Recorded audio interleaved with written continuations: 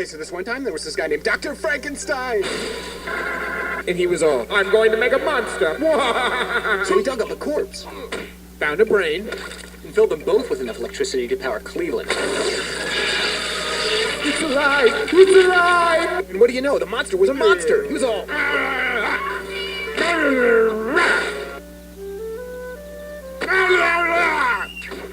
Soon enough, the townspeople found out about the monster.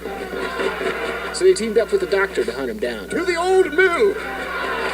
And the monster's all like... And the townsfolk are all like... And then the monster's like... Wait, dear townspeople! I'm a horrible beast, it's true. But my actions are but a product of a society that would rather hold me at arm's length than embrace me. You call me a monster, but ask yourself, who's really the monster here?